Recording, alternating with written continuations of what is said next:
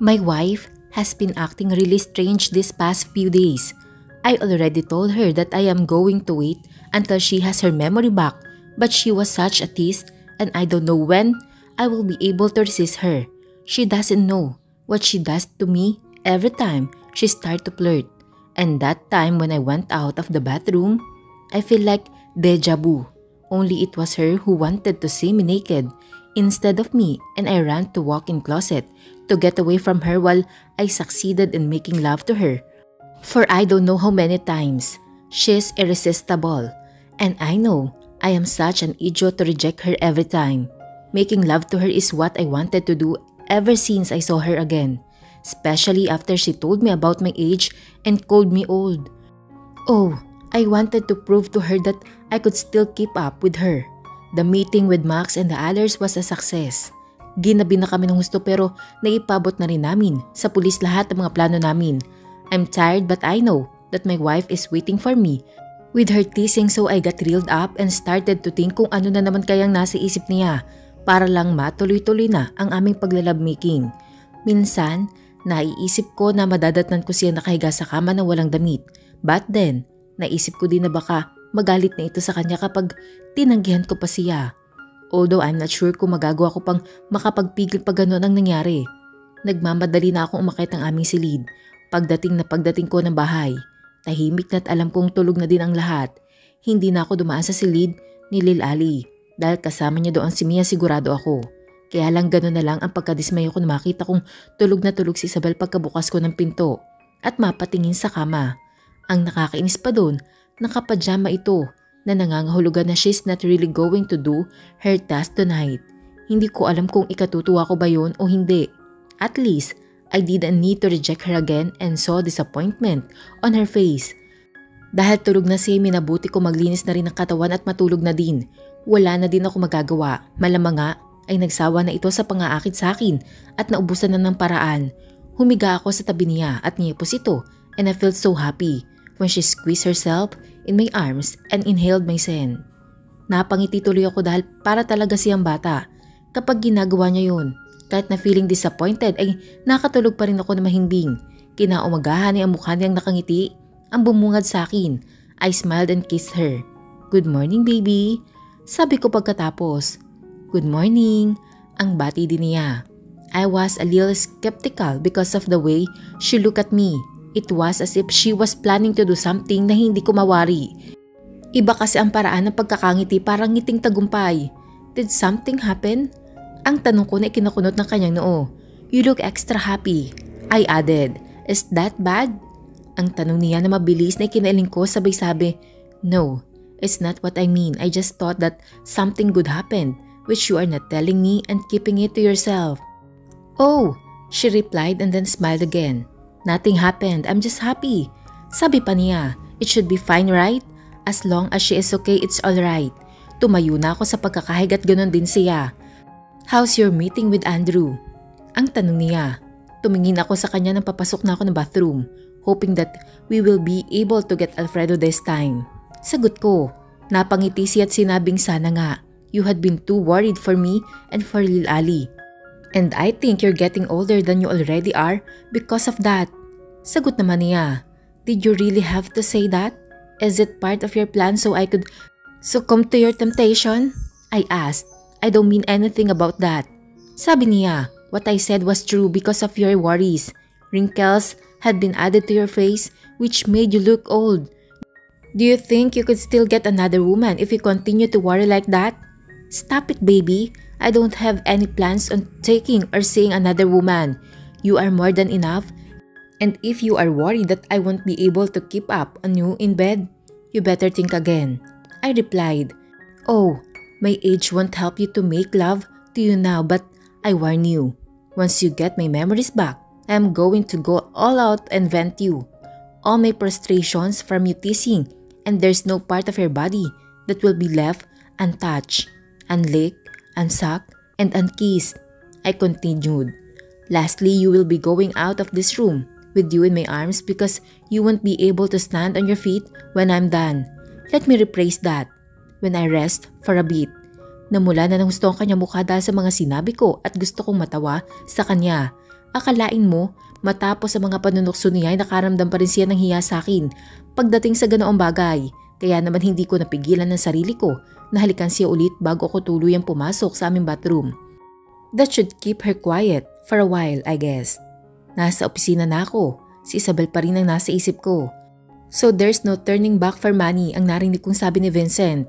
Are you even listening? Ang tanong pa niya. Yes, of course. Thank you. Ang sagot ko. Napahinga siya ng malalim tapos inilapag ang folder sa aking lamesa. Alam ko nag-aalala siya ng sinabi kong pabagsakin ang lahat ng kumpanyang may kaugnayan si Manny at hindi niya gustong idami ang iba sa ginawa ng mga ito.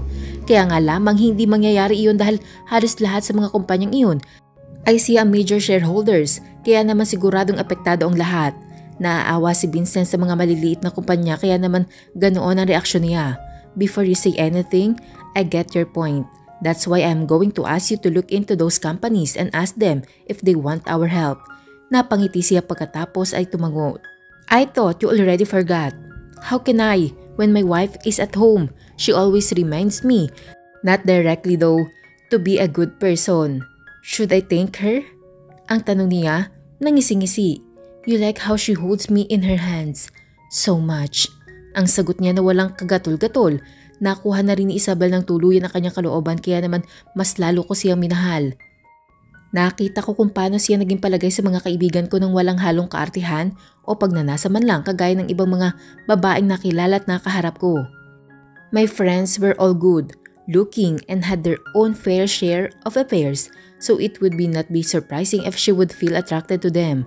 But as I've said, she's different. She only wants me and no one else. Okay, I will just inform you kapag tapos na mga ito. Sabi niya sabay labas na ng aking opisina. Masaya na ako sa mga nangyayari at magiging lubos na ang aking kaligayahan kapag nahuli na si Alfredo na may palagay akong hindi na magtatagal. Ilang hideout na rin ang natunto ng mga pulis at sa dami ng mga nakuha mga gamot sa lahat ng mga raids ay sigurado akong galit na rin si Giovanni. Dito't malamang ay magpupull out na rin ito ng transaksyon. Naisip ko din na kahit papano, mahihirapan na itong lumabas at may sakatuparan ng anumang pinaplano nito sa aking mag-iina. Dahil nasa wanted list na siya. Subukan niya lumantad at kapag may nakakilala sa kanya siguradong dadamputin siya at kulungan agad ang bagsak niya. Kaya naman kahit papano, gumaan na bahagi ang aking kalooban. Ilang araw na din ang lumipas at napansin kong hindi gumagawa ng anumang hakbang si Isabel para maakit ako. Naisip ko tuloy na baka nagsawa na ito or nag-give up na. Huwag naman sana dahil talagang kinikilig ako kapag nakikita kong gustong-gusto niya maangkin ko siya. I miss the way she teased me and I admit it. I always want to give in. I even regretted rejecting her afterwards because I really want her. Baby, are you planning to do something today? I asked. We are at the dining table and having our breakfast. It's the weekend and I want to take her and our Lil Ali out. Know why? She asked, so I smiled and told her about my plan.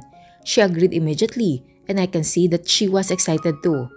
Kahit na alam ko medyo maliit na lang ang mundo ni Alfredo, kinakailangan ko pa din ng mga bodyguards just in case to someone who was in a desperate situation. Alam ko makakaisip at makakaisip ito ng paraan para lang makagawa ng masama. Dahil next week ay first birthday na ni Lil Ali, kailangan ko na ding asikasuhin ang mga kakailanganin para sa party niya. Alam kong puro naman matatanda ang mga invited since wala naman kaming kakilala ni Isabel na may mga anak na bata kaya naman malamang kami-kami na rin ang magkasalo-salo. Buti na lang at napaalala mo. Lagi kong kasamang ating Lil Ali pero hindi ko naman iyon naisip. Ang sabi niya nang nasa party need shop na kami. Naisip ko na ako na din ang mag-invite sa mga kaibigan niya na nakalimutan ko ng tawagan at ipaalam sa mga ito na nakabalik na siya.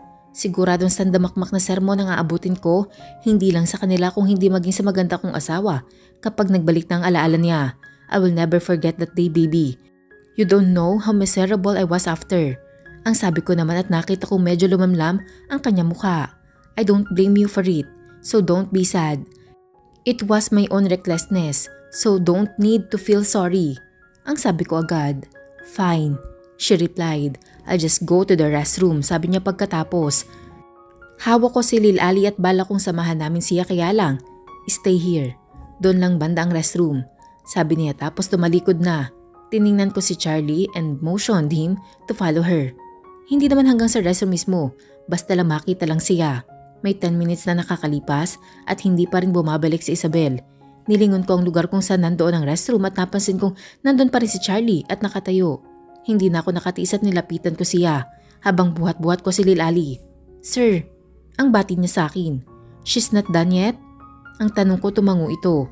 Naisipan kong tawagan na lamang ito sa kanyang cellphone at nag-ring naman ito ngunit walang sumasagot. Nang matapos tinawagan ko ulit. "Hello?" ang sabi ng boses ng isang babae ngunit hindi kay Isabel. "Who are you?" ang tanong ko at nagsimula na akong kabahan. "I'm sorry." Sinagot ko na kasi narinig ko nagri-ring pero walang dumadampot. Ang sagot ng babae, "Where are you?" "In the restroom." Ang sagot nito at mabilis akong nagpunta doon habang karga si Lil Ali at kasunod naman si Charlie. Nakita kong babae may hawak ng phone na tila may kausap pagbukas ko ng pinto. Hindi ko na naisip pa na pang babaeng restroom yun. "Is it you?" Ang tanong ko tumango ito sabay abot ng cellphone. "Nakita ko ito dito," ang sabi niya sabay turo sa sink. "Is there no one there?" Ang tanong ko. I opened all the stalls and found no one. I thought the owner was just busy doing her thing in there so I ignored it. The first time it rang. But after your second call I decided to check if there was anyone here other than me and found no one. "Thank you," ang sabi ko tapos tumingin ako kay Charlie. Alam na nito ang gagawin. "Alfredo, I am going to kill you if I find you," ang nasabi ko sa aking sarili. That's it. I just remembered everything. How is that possible? I mean, I am happy that I remember, but I was thinking of a little dramatic experience. I was expecting it to be a little by little just like how I watch in all dramas. But this, when I woke up, everything just came flashing. I looked at Albert and I found him still sleeping. He must have been home really late last night. Tapos nakita ko nagising na siya. Binati niya ako matapos niyang bigyan ng halik sa aking noo. Ngiti-ngiti ako, alam ko yun. Paanong hindi sobrang saya ko nga. Gusto kong isurprise siya kaya lang hindi ko alam kung paano. Yung bala kong akitin siya ay biglang nawala dahil parang mas gusto ko mag-focus sa pagsasabi sa kanya ng tungkol sa memorya ko. Ramdam ko ang pagmamahal niya sa akin sa lahat ng oras. Kaya naman gusto ko maging memorable sa aming dalawa ito at dahil na rin sa sinabi niya that we will only make love kapag fully recovered na ang aking memories. May mga naisip na ako at bala ko sana sa weekend sa katuparan para naman walang pasok sa kasunod na araw. Gusto ko malaman kung totoo ngang bubuhatin niya ako palabas ng kwarto. Nagbe-breakfast kami nang yayain niya ako lumabas to buy things for our Lil Ali at sinabi ko na nakalimutan ko pero syempre hindi. Naiisip ko na yun pero sa Monday ko pa dapat aasikasuhin yun. But since siya na nagyaya, ay hahayaan ko na lang siya. Nasa mall na kami at namimili ng makaramdam ako ng panunubig kaya naman nagpaalam ako na magpupunta muna ng restroom. Gusto ko pa nga siyang isama kaya lang pinigilan ko na dahil hawak niya ang aming anak. Pinasamahan niya ako kay Charlie kaya naman tumuloy na ako. Walang kaso sa akin kung may nakabuntot sa akin lagi dahil alam kong para sa akin din iyon. Tapos na ako mag-CR at naghuhugas ng kamay nang biglang may tumabi sa akin. Kami lamang dalawang nandoon at sinabihan ako ng takot nang bigla niyang pinakita sa akin ang larawan ng aking mag-ama sa kanyang cellphone. "Follow me and no harm will ever happen to them," sabi ng babae. Wala na akong nagawa kung hindi sundin siya. Ang isip ko'y mapapansin ako ni Charlie dahil nasa labas lang naman siya at madadaanan namin siya. Hindi ko inaasahan na prepared ang babae dahil binigyan niya ako ng cap at jacket para suotin tapos shades. Nakalabas kami ng walang kamalay-malay ang aking bantay dahil napansin ko din na bigla na lamang may bumangga dito na naging dahilan para mapalingon ito sa kabilang side at hindi ako mapansin. "Keep walking and do not make any scene," sabi ng babae. Nagtataka ako kung paano niya ako natsyempuhan sa restroom. Napaka-timely dahil wala naman sa schedule ni Albert ang lakad na ito. Maliban na lamang kung talaga nakabantay sila at inaabangan ang ganitong pagkakataon. Lumakad kami palabas ng mall hanggang sa nakaparadang sasakyan. Napakautak nila kung alam na ni Albert na nawawala ako ay siguradong unang-una niyang gagawin ay ang ipatigil at tingnan ang lahat ng sasakyan na lalabas. Nagpapalag ako bago niya ako naipasok sa sasakyan na naging dahilan para malaglag ang sombrerong isinuot niya sa akin.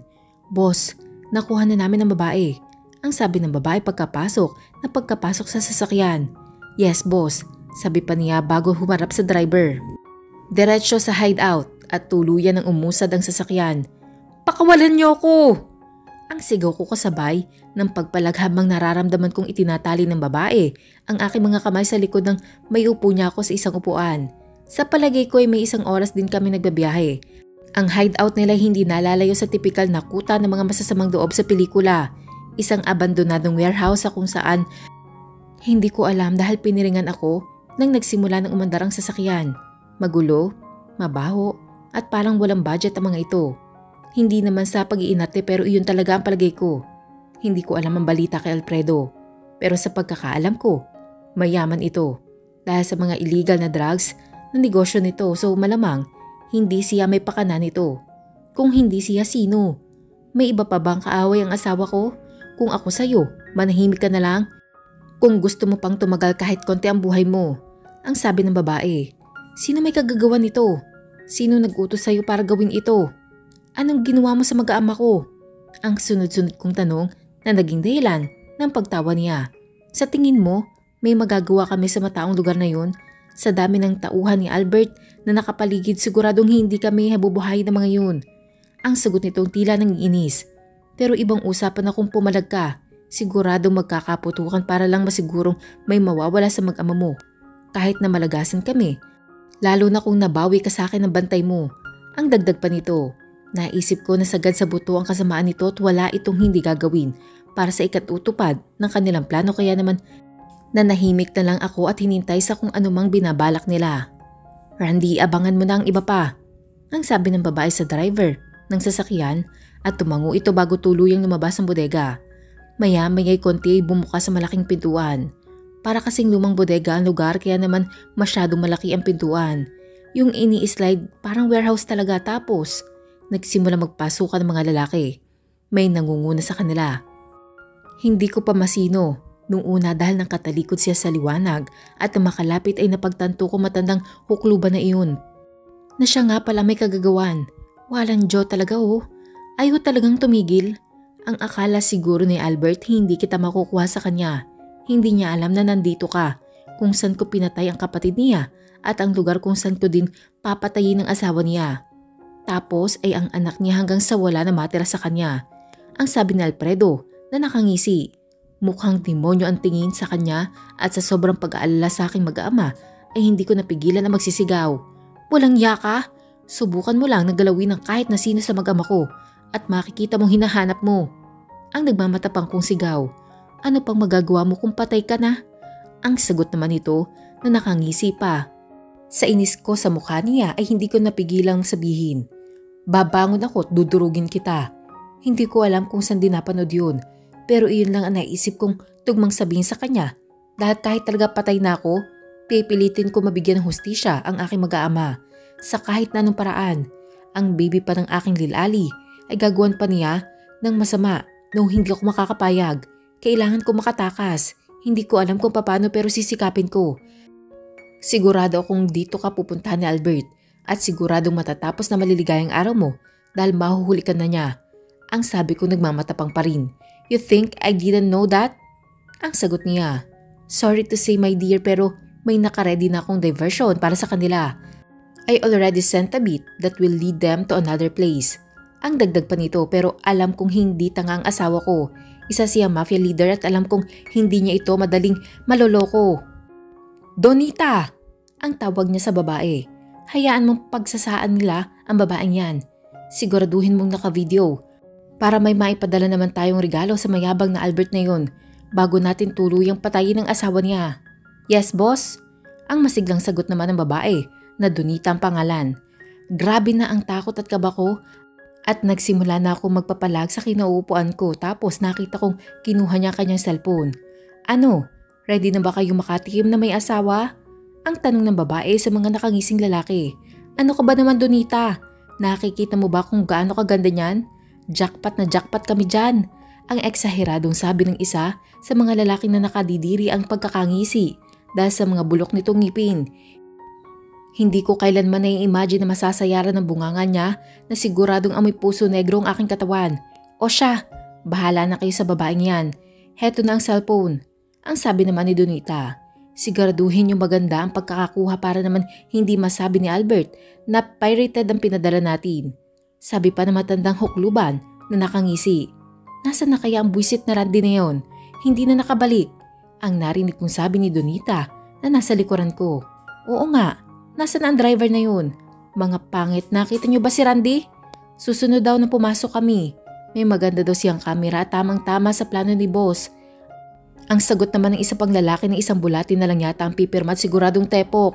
O siya, bahala na kayo kung hihintayin nyo ang magandang kamera para simulan nyo ang babaeng ito o itong cellphone na ito na lang ang gagamitin nyo. Ang sabi naman ni Donita. Ano ba? Hindi pa ba kayo magsisimula? Naiinip na ako. Ang sigaw naman ni Alfredo na prenting nakaupo sa bandang kanan ko na nakangisi na kala may demonyo. Kabadong-kabado na ako at takot na takot sa totoo lang. Pero ayaw ko makita nila yun. Bitawan mo ko! Ang sigaw ko na lumapit ng isang lalaki at kinalag ang pagkakatali ko sa upuan pero nanatiling nakatali ang aking mga kamay at paa. Pumapalag boss. Ang sabi nito nang ngisi-ngisi bago ako hinila. Ah! Ang sigaw ko tapos biglang may nahulog na parang lata mula sa itaas. Napatingala ako pati na rin ang mga hinayupak na manyakis. Nasundan pa ng ilan pang lata yata. Tapos may umusok na lang bigla at wala na ako makita. Sobrang kapal ng usok at naririnig ko na nagsisigawan na din sila. Ano yun? Ang narinig kong sigaw ni Alfredo. Matapos na marinig ang tila pagbukas sa malaking pinto. Hoy Randy, ikaw ba may kagagawa nito? Ang pagalit din sigaw ni Donita. Hawakan niyo mabuti ang babaeng yan. Ang nagpapanik na sabi ni Alfredo. Nabuhayin ako ng loob at naisip ko na baka si Albert na yun. Naramdaman ko na may humila sa akin kaya naman napatili na naman ako. Pero hindi ako pinakawalan, binitawan at binuhat na. Nagpapalag ako dahil baka mamaya yung mga nakakadiring bunganga na pala ang may dala sa akin. Albert! Narinig kong sigaw ni Alfredo at narinig ko ang putok ng baril. Nagtitili na talaga ako tapos may palitan na naman ang putok ng baril.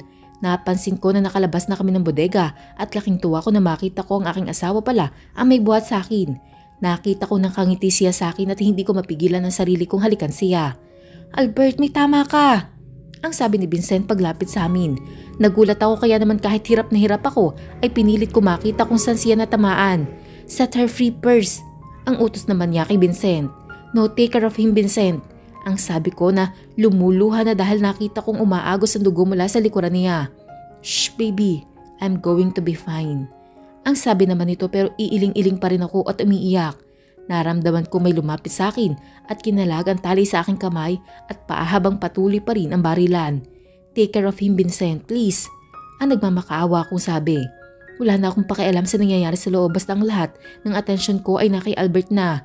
May lumapit pa sa akin na may dalang stretcher, hindi ko alam kung kasama na talaga nila ang ambulansya o kakatawag lang nila. Pero laking pasasalamat ko na nandyan na sila. Masyadong mabilis sa mga pangyayari at parang nahimasmasan ako nang nasa ospital na kami at sinabi ng doktor na ligtas na sa critical condition si Albert. Nakahinga ko na maluwag dahil hindi ko alam ang gagawin ko kapag may nangyaring masama sa aking asawa. Hindi ko naisip na darating sa buhay ang ganito. Isang bagay na hindi ko inaasahang mararanasan ko sa napakalapit na hinaharap. Before I finish college, I planned on living by myself. Away from my father and his family. Napagod na ako na lagi nakikisama sa kanila at lagi mag-giveaway para sa kapatid na hindi rin naman marunong magbigay. Habang hinihintay ko ang paglabas ng doktor mula sa operating room kung saan nandun si Albert ay narealize ko na napakaiksi ng buhay. Natakot ako na baka mawala na ako ng pagkakataon na maparamdam pa sa kanyang pagmamahal ko. Naisip ko ang aming anak na hindi pa nakakaisang taon na nawalay sa akin nang matagal pagkasilang ko sa kanya tapos heto at nagbamantang mawalay din sa kanyang ama. Hindi ko na alam kung gaano nakarami ang nailuha ko. Pero pakiramdam ko, higit pa ang sakit, kaba at lungkot na nararamdaman ko ngayon kaysa noong panahon na nasa ospital ang aking ina. Siguro ganito talaga ang pakiramdam ng lahat na may asawa at nanay sa mundo kapag kapakanan na ng taong mahalaga sa kanila ang nakasalalay. Si Vincent ay nasa tabi ko lang at nakaantabay sa akin. Iniisip niya siguro na baka kung ano na din ang mangyari sa akin kaya naman hindi talaga ito umalis sa aking tabi. Hanggang sabihin na sa wakas ng doktor na maayos ng kalagayan ng aking asawa. Mabuti na lang daw at hindi nahagip ng bala ang kanyang baga kaya walang naging problema. Hindi ko na nabilang kung ilang beses ako nagpapasalamat sa Panginoon dahil sa ginawa niya para sa asawa ko. Nang mailipat na siya sa kanyang silid at magising ay nagdatingan na ang kanyang mga kaibigan at si Daddy Alberto. Nalaman ko na bukod pala sa mga tauhang kasama namin ay may inalaan din si Max at Andrew na lingid sa kaalaman ng aking asawa. Nakita ng tauhan ni Max ang pagkakasakay sa akin sa sasakyan at laking pasasalamat na nalaglag ang sombrerong isinuot sa akin ni Donita. Kaya naman nakilala agad ako at mabilis na niradyohan ng mga kasama para masundan ang sasakyang pinagsakyan sa akin. Habang tinawagan naman nito si Max na naging dahilan para malaman ni Albert kung nasan ako. Sumangguni muna sila sa mga kinauukulan at pinagplanuhan ang ginawang pagsalakay upang hindi ako mapahamak. Nahuli na nga si Alfredo at sinikap nila na madakip ito ng buhay dahil gusto nilang mapasakamay din ng kapulisan ng grupo ni Giovanni na isang Italianong matagal ng kaaway ng pamilya nila Albert nang nasa Italy pa sila. "I'm sorry for making you worry," ang sabi ng aking asawa na maiwan na lang kaming dalawa at nag-uwian na ang kanyang mga bisita.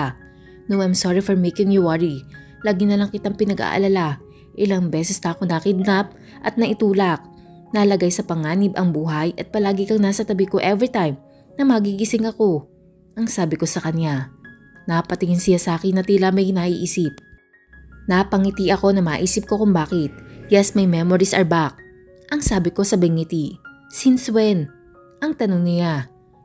"You know that morning when you told me that you won't let me walk out of our bedroom with my feet when you rested? You didn't tell me?" ang sabi niya na akala mo ay batang nagtatampo. "I want to surprise you pagkatapos nating maggala sana. I even plan on how I will be able to seduce you," ang nahihiya ko pang sagot. "Is that the reason why you were smiling like that morning? Because you were thinking about how you are going to make me fall for you again?" ang tanong niya sabay haplo sa aking pisngi. "Fall for me again? Is that even possible? You have already fallen for me, so I don't think I could still do it. You did. Every day that I walk up beside you, I feel like I am falling for you deeper than the other day. You may not know this, but I love you more each day." Sabi pa niya. Parang kanta yata yun ah. Napangiti ako at ako na mismo ang humalik sa kanya. Sobrang namiss ko siya at hindi ko hahayaang hindi ko yun magagawa ngayon. Natuwa naman ako dahil tinugon din niya ang aking halik. 1 month later. "Ano ba naman yan, Isabel?" ang sabi ni Glenda. Naiinis na ito sa akin dahil kanina pa ito saway ng saway dahil sa patuloy na pagtulo ng luha ko. "Ilang beses mo bang gustong i-retouch ng stylish ang makeup mo?" ang dagdag pa nito na kinatawa naman ni Gina, ang regular stylist and makeup artist ng aking best friend na super arte. "Hindi ko pigilan sobrang saya ko," ang sagot ko naman habang inaayos ni Gina ang aking eyeliner. "For your information, kasal ka na. Magdadalawang taon na ang nakalipas at itong kasal mo ngayon ay for formalities lang. Dapat iniiyak mo na yan nung una para naman hindi hassle ng makeup mo," ang eksaheradang sabi pa nito. "Kinasal na nga kami pero wala pa naman akong kahit na anong nararamdaman noon sa asawa ko. Kaya hindi ko na feel," ang sagot ko naman. "Babe, hayaan mo na si Isabel at sigurado akong magiging ganyan ka din kapag ikinasal na tayo," ang sabi pa ng nobyo nito. "At bakit naman ako magiging ganyan, Aber? Hindi ko naman romantic," ang sagot din ng dalaga na ikinatawa namin magkakaibigan. Yes, ngayon ay araw ng aming kasal ni Albert. Hindi na siya pumayag na hindi ako magsuot ng white wedding gown at maglakad sa aisle ng aming garden. Hindi na kami lumayo dahil nga malalapit na kaibigan lang din naman ang invited. Sabi ko ay okay na yung naging kasal namin pero sabi niya ay hindi. Gusto daw niya makita kung gaano ako kaganda in white. Niloko ko pa nga siya na mas maganda ako kapag rainbow colors. At kahit na para sa akin ay ayos na sa akin ang aming unang kasal, ay pumayag na rin ako. Tatanggi pa ba ako kaya naman yung gumastos. At isa pa, hindi ba't iyon din ang reklamo ko nung una na hindi man lang ako pinalakad sa aisle? Kaya wala nang pakipot at go na. "You look beautiful, anak," ang sabi ni Dad na hindi ko namalayan na nasa loob na pala. Nagtingin na ng aking mga kaibigan bago nagsitayuan at iniwan na kaming dalawa.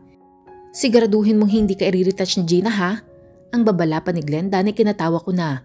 Maging ang aking ama at iba pa. Hindi ko akalain na magkakaroon ng katuparan ng pangarap ko maihatid ka sa dambana sa araw na ito. Ang sabi niya. Nangiti ako dahil lahat din naman ng mga babae ay gustong kasama ang kanyang mga magulang sa araw ng pinaka-importanteng kaganapan sa buhay niya. Wala man ang aking ina ay masaya ako na nandyan pa din ang aking ama na ngayon ay alam ko nag-aalala at nagmamahal sa akin. "Thank you for giving me away to my husband," ang sabi ko, na ikinatawa ko at pati na rin siya. "You love him that much?" Ang tanong niya, tumango naman ako bilang pagsang-ayon. I was confident in sending you to him dahil na makita ko siya at makausap tungkol sa bagay na yun ay nakita ko may pagtingin na din siya sa'yo. Huwag ka na magulat dahil lalaki din ako. Sabi pa niya, alam kong hindi mo magugustuhan pero alam ko din na magiging maayos ka sa piling niya at aalagaan. Ilang beses siya nag-offer ng tulong para sa mami mo pero syempre ako dapat ang gumawa ng paraan para sa kanya. Kaya hindi ko tinanggap. Don't get me wrong, may kakayahan akong suportahan ang mami mo at lahat ay kaya kong ibigay sa kanya kaya hindi ako naging ma-pride noong time na yun. Sadya lang na hindi din kinaya ng mami mo ang magpagamot kaya naman sinukuan niya na din. Alam ko ang mga yun about sa nanay ko. Sinabi niya sa akin bago pa man siya malagutan ng hininga na mas gusto niyang umalis na lang kaysa naman umasa pa sa alam niyang wala na. Ang kaalamang may titingin sa akin ang tuluyan naging dahilan para bumitaw na siya. Ngayong nakikita kita, naalala ko mami mo. Gusto kitang maihatid kaniya kasama ako. Pero dahil wala na siya hayaan mong gampanan ko ito. Sabi pa niya, I love you anak. Hindi ko mapigilan ang hindi maiyak at napatawa ito. Baka magalit ang kaibigan mo kapag nakita kang umiiyak. Ang biro pa nito na kinatawa ko tapos niyakap niya ako. Niyakap ko din siya na mahigpit sabay sabing I love you to dad. Matapos ang madamdamin naming pag-uusap ay kinatok na kami ng wedding organizer at sinabi magsisimula na. Kaya naman inalalayan ako ni dad palabas ng silid hanggang sa makababa na kami at dumiretso na sa garden ko saan naghihintay na mga bisita. Si Lil Ali at ang aking gurang at gwapong asawa. Pumwesto na kami at kitang-kita kong karga ni Trisha, si Lil Ali katabi si Bea. Nagbalik loob at bumait ang mag-ina nang kausapin ito ni dad at nangakong hindi na magiging pasaway. Selos na selos pala si Bea sa mami ko kaya ganon na lang din ang galit niya sa akin dahil alam niya na mahal ito ng daddy ko. Kaya naman hinikpitan niya ng sobrang pagkakarenda sa hindi namang kagwapuhan kong ama. Napalingon naman ako sa harapan at kitang-kita ko kung gaano nagkandahaba ang leeg ni Albert sa katitingin sa akin at malamang sa malamang ay kinakantsawan na ito ng mga kaibigan na nasa tabi lang din niya. Parang ang daming bisita gayong ang isip ko, malalapit na tao lamang invited. Nagsimula ng tumugtog ang musika at maya-maya ay pumailan lang na ang napakagandang tinig ng awiting Beautiful in White. Grabe naman ang pagkaka-head over heels talaga sa akin ng asawa ko. Hindi ko alam ang eksaktong magiging kaganapan dahil hindi pumayag si Albert na makisali ako sa preparation. Kaya naman lahat ng mangyayari talagang malaking sorpresa para sa akin. Nagsimula na ako maglakad nang hindi inaalis ang aking tingin sa pinakagwapong gurang na nakilala ko. Ganon din naman siya, nakita ko din na naluluha-luha ito. Nangyayain niya ako magpakasal ulit ay sa harap ng mga empleyado nang pumunta kami mag-iina sa office niya. May 2 linggo na ang nakakaraan. Nakita kong kaba niya na hindi ko maintindihan kung bakit dapat sure na siya na mag-yes ako. Dahil nga may anak na kami, isip ko tuloy, sobrang tigas ng ulo ko para kabahan siya ng gusto. Yung paligid ay hindi ko na napansin.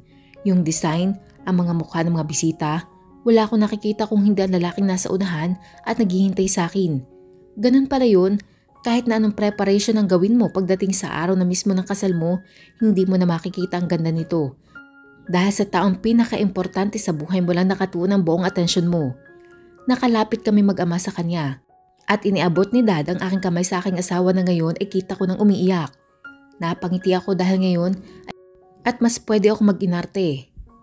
Patuloy pa rin sa marahan na pagtulo ang kanyang luha. Kaya naman hindi ko napigilan ang sarili ko at itinaas ko ang belo ko at hinalikan siya. Putik yan. Inuna ko na ang kiss the bride, kiss the groom pala. Narinig ko nagtawanan ang lahat tapos sinita kami ng judge na magkakasal sa amin na kaibigan din ni Albert. Sa madaling sabi, natapos ang kasal na maayos at matiwasay. Nasa sasakyan na kami papunta sa aming honeymoon habang ako'y looking forward sa pangako nitong umaga magbalik ang aking memorya. Pinagsalikop niya ang aming kamay habang nagbibiyahe kami at naramdaman kong dinala niya yon sa kanyang bibig tapos dinala niya sa umbok sa pagitan ng kanyang mga hitat right there and then. Alam kong jag na siya at naisip ko na hindi ko na pala kailangang iseduce ang aking mafia husband dahil kahit na wala akong ginagawa, alam kong akit-nakit siya sa alindog ko. I will make sure to have our little Isabel pagbalik natin from our honeymoon. Ang bulong niya sa akin na ikinakilig naman ang munting belt ko sa ibaba. At sisiguraduhin ko din na ma-achieve niya ang goal niya sa kaisipang iyon at napangiti ako at humilig sa kanyang balikat. Wala nang sasaya pa sa kaalamang malaya na kami mag-asawa.